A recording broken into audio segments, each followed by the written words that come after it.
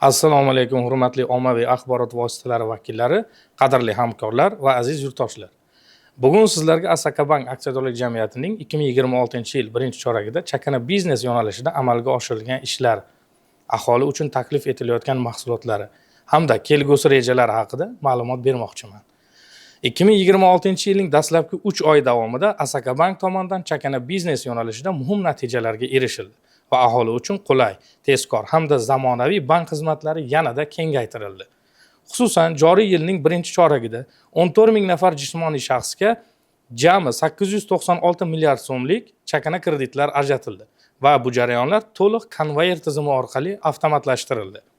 Ya'ni mijoz faqat shaxsini tasdiqlovchi hujjatni taqdim etadi. Qolgan barcha qarorlar scoring tizimi orqali inson omilisiz qabul qilinadi. Natijada kredit olish jarayoni o'rtacha 2 daqiqadan 30 daqiqagacha qisqartirildi. Bank tomonidan aholiga bir qator qulay kredit mahsulotlari taklif etilmoqda. Jumladan, avtokreditlar bo'yicha UzAuto Motors va ADM Jizzax bilan hamkorlikda aksiyalar joriy qilinib, 20% boshlang'ich badal bilan 5 yilgacha yillik 0% stavkada avtokreditlar ajratilmoqda. Shuningdek, mikroqarz mahsuloti doirasida har 2 haftada 4 nafar g'olibga 5 million so'mdan mukofot berish aksiyasi amalga oshirilmoqda. Ipoteka yo'nalishida esa yangi Toshkent loyihasi doirasida 15% boshlang'ich badal bilan 20 yilgacha yillik 18% stavkada ipoteka kreditlari taklif etilmoqda. Omonatlar yo'nalishida ham ijobiy o'sish kuzatildi. 2026-yil 1-aprel holatiga aholi omonatlari qoldig'i 9,6 trillion so'mga yetdi va yil boshiga nisbatan 10% ga oshdi. Ya'ni 0,8 trillion so'mga ko'paydi. Hozirda bank tomonidan maksimal foyda, onlayn va avans omonat turlari taklif etilib, milliy valyutada 18% gacha, AQSh dollarida esa 6% gacha foiz stavkalari mavjud. Shu bilan birga, omonatni mobil ilova orqali rasmiylashtirgan mijozlarga plus 1% bonus taqdim etilmoqda. Xalqaro pul o'tkazmalari bo'yicha ham faollik juda ham yaxshi oshdi.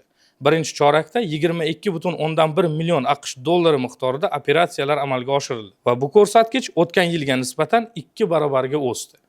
Bugungi kunda bank orqali Zolotoy Corona, Ria, MoneySend, Visa Direct va boshqa xalqaro tizimlar orqali pul o'tkazmalari amalga oshirilmoqda.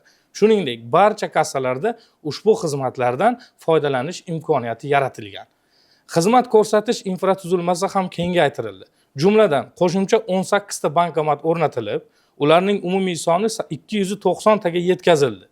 Shuningdek, aholiga qulaylik yaratish maqsadida 48 ta savdo nuqtasi va 21 ta savdo ofisi tashkil etildi. Mijozlar murojaatlarini tezkor ko'rib chiqish uchun qisqa 1152 raqami orqali yagona aloqa markazi faoliyati yo'lga qo'yilgan. Kelgusida bank tomonidan yanada keng ko'lamli vazifalar belgilangan.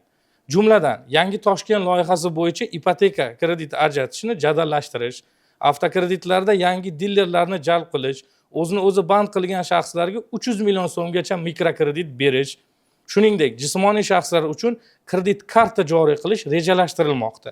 Bundan tashqari, yangi jamg'arma omonati, 70 ta yangi bankomat o'rnatish, 4 ta yangi savdo ofisi ochish va premium mijozlar uchun alohida premium ofis tashkil qilish ham rejalardan o'rin olgan.